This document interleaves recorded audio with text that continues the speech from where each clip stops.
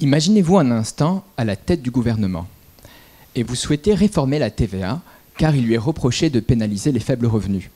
Quand on achète une baguette de pain par exemple, la TVA est de 5,5% pour tous sans distinction. Autour de vous, vos conseillers rivalisent d'ingéniosité. Plafonnons le prix du pain, donnons des chèques alimentaires aux plus modestes, qu'ils mangent de la brioche. Soudain, une idée retient votre attention. Et si l'on mettait en place une TVA qui dépend précisément du revenu du consommateur? Progressive, cette TVA vaudrait 0% pour les plus modestes et monterait jusqu'à 40% pour les plus riches. Ainsi, la même baguette de pain coûterait 1 € à Léo, votre ami étudiant, et 1,40 € à Léa, votre ami milliardaire. Parfait, il suffisait d'y penser.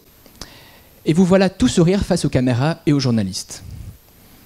Pour lancer le pouvoir d'achat des Français, le gouvernement a décidé de... Votre regard se crispe, le doute vous envahit.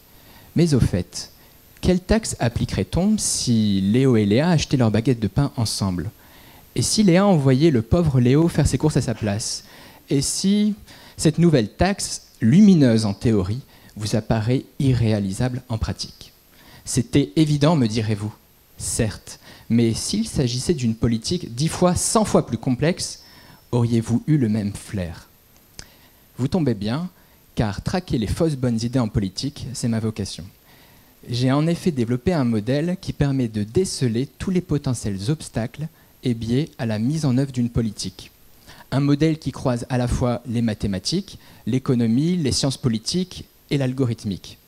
Je pars de l'idée que chaque politique met en interaction des acteurs selon une chaîne de causalité spécifique. Par exemple, pour la TVA, si vous achetez une baguette de pain, alors l'État vous oblige à payer un supplément proportionnel à son prix. Puis, j'analyse pas à pas le déroulement de la chaîne de causalité. Chaque acteur réalise-t-il l'action qui lui est assignée? A-t-il l'influence souhaitée? Etc. Voyez-vous, mettre en œuvre une politique, c'est comme déployer le bras articulé d'un tractopelle, rien que ça. Et il suffit parfois d'un seul pivot, inadapté ou défectueux, pour ne pas atteindre son objectif. Auprès d'économistes, je mets en pratique cette nouvelle méthode pour évaluer une réelle politique énergétique française. Une politique qui prévoit que l'État oblige les fournisseurs d'énergie à inciter leurs clients à faire des travaux pour consommer moins d'énergie. Une politique qui prévoit aussi des pénalités, un marché d'échange, des subventions, bref, une politique si complexe qu'elle comporte des centaines de pivots. Mesdames et messieurs, vous voilà outillés pour concevoir des politiques à la fois justes, efficaces et réalisables. Je n'en doute pas alors, vous feriez chacune et chacun d'excellents premiers ministres. Merci.